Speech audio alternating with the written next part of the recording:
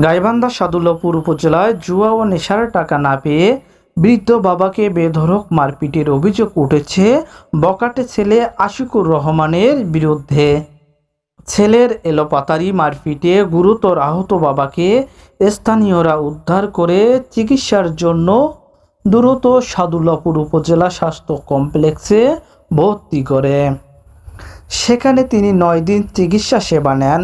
চিকিৎসা শেষে বাবা আজিজা রহমান সুস্থ হয়ে বাড়িতে ফিরে আসেন।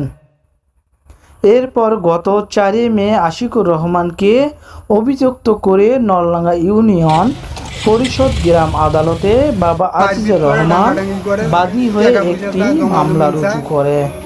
সম্প্রতি ঘটনাটি ঘটেছে গাইবান্ধার সাদুল্লাপুর উপজেলার নলডাঙ্গা ইউনিয়নের পশ্চিম খামার দশলিয়া গ্রামে।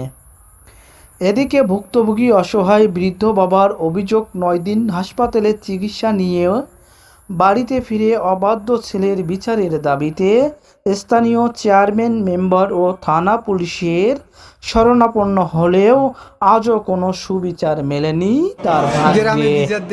গ্রামে ফেলে আসি, কোনো কিছু করে না।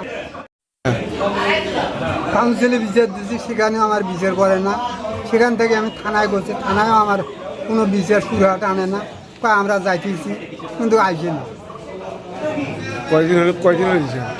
এ অনেক ৪-৫ দিন থেকে করতেছি, ঘুরে করতেছি, কোনো কিছু করে না। পুলিশ কি বলতেছে? পুলিশ যাও আমরা আসতেছি, কিন্তু আমি বিচার পাচ্ছি। বাড়ির মধ্যে ফেলে সমানে নাঠি দিয়ে সমানে ডাঙ্গাইছি। তার বেটা আশিদুল গাঁজা মতো খায়টা এলে এখন বাপে এখন ভালোর জন্য কথাটা কইছি দেখিয়ে এখন আমি বাপের জায়গার মধ্যে থাকি। এখন বাপও কিস্তে তারা ধরছি, ধরিয়ে কয় ওই জায়গা তো মুখ বেঁচে দে, ওই জায়গা মুখ বেঁচে দে, মোর বেটিক বিয়ে দেন। এখন বেটিক বিয়ে তার শ্বশুর বাড়ির মধ্যে দিছে, তার শালা সমন্দিরে দিয়ে এখন আমার বাপের কাছে আমার হলে নিবেশ জন্য এত হামলা দিয়ে নিচ্ছি।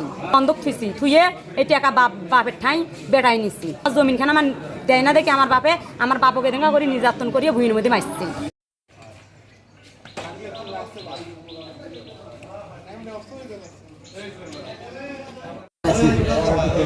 হ্যাঁ, আজকে যে পলাইছে আর কি না